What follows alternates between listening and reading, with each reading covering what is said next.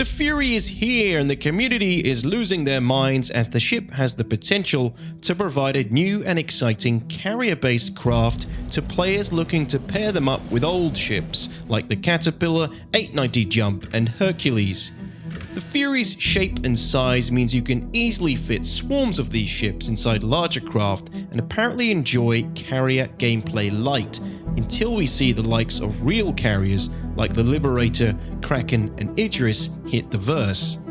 We took the ship out for a variety of missions to test its capabilities and see how it performed. Before the Fury dropped, I suspected this ship would likely generate a big initial buzz, but quickly sink into obsolescence once the initial hype was over and players had used up their pocket carrier fun tokens and came to the realization that carrier gameplay in Star Citizen just isn't really worth the headache currently.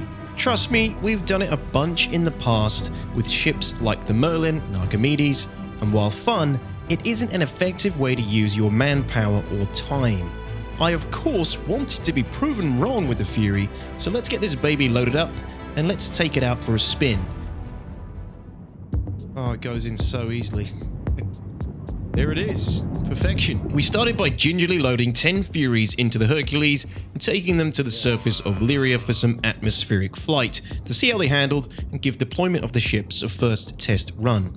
However, it wouldn't be long until we encountered the Fury's first problem as the carrier snub it's being touted as. Fighter number 1, launch. Jesus, that was bright. Fighter number 2, launch. Don't stop there! 3. 3 clear. Oh shit, oh sorry, my bad. 5. What? King Detox cut the line. 6. What? No. You think it's me? You're good, you're up.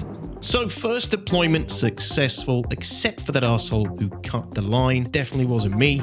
We realized that the Furies can quite easily embark and disembark the Hercules, and with some practice, you could get this down a lot quicker and smoother too. So, after flying for a few minutes on the surface, we began to notice one of the Fury's weaknesses, its fuel tanks. We'd only been out for a few minutes and hydrogen fuel was already beginning to burn fast, which is one of the places where the Fury and other snub craft fall short as carrier-based snub craft, though this is a symptom of lack of actual carrier abilities and gameplay than just the Fury's small fuel tank, which will be a running theme throughout this video. So, the Fury doesn't last long in extended battles and you currently get around 15 minutes of combat flight time before refueling is required. Without real carrier capabilities in the game, like the important ability to replenish ammo and fuel, you lose the primary ability of a carrier-based craft, which is to project power for an extended period of time far away from port. Deploying 10 Furies from a Hercules, while fun and super cool, may give you an element of surprise for a short period of time, but you're pretty much toast against equal numbers of fully autonomous enemy fighters or turret-based craft. The idea that you'll be swarming your opponents with these ships is cute, but unrealistic. And of course, you could bring a Starfarer with you to refuel the Furies, but you'll be doing it far too often, and without the ability for the snubs to jump to a safe spot to refuel the Starfarer, the ships in your fleet will be vulnerable for extended periods of time while ships queue up to refuel. And if you all deployed at the same time, and all ran out at the same time, have fun waiting in line. This time we loaded a Caterpillar, which again, due to the Fury's shape and size, proved highly successful. Unfortunately, you can't fill both sides of the Caterpillar due to the port side catwalk, but getting 5 bays filled, including the front bay, is pretty good going. We took the Furies to Ghost Hollow to see if we could run into any PvP, but we had a bunch of AI cutlasses to deal with instead. The Furies made pretty quick work of them and could make it pretty difficult for the cutlasses to get their nose on due to those Xi'an engines and their powerful strafing power.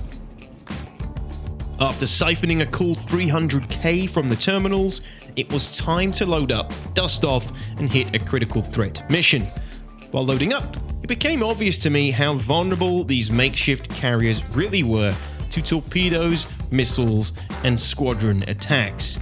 In the Caterpillar's case, your entire carrier complement is sitting inside a large defenseless flying coffin, and I'm sorry CIG, but the idea that you're going to spend long periods of time loading these up with 5 to 10 players each and fly them to a hostile environment like Jumptown is laughable. Now, the Hercules is obviously a better option, but deploying craft quickly in the event of critical damage or a sudden need to scramble is precarious at best. The ship ideally needs to be stationary in order to deploy the snubs inside, which is the perfect moment for a single Eclipse or Retaliator to absolutely ruin your day with a size 9 torpedo. Now again, I'm all for the fun aspect of using these things to fulfill your carrier dreams. Of course, it was the first thing me and my org tried, and it's really cool that you can fit a lot of these inside a bunch of ships. But the reality is that the Fury doesn't make a good carrier craft when light fighters exist, and real game applications for the Fury or any snub are slim. If anything, the Fury highlights one of the problems Star Citizen has with light fighters in general, which is that light fighters simply have all the tools to do everything better and fly everywhere already without any logistical support. One of the other glaring issues with the Fury is its fragility.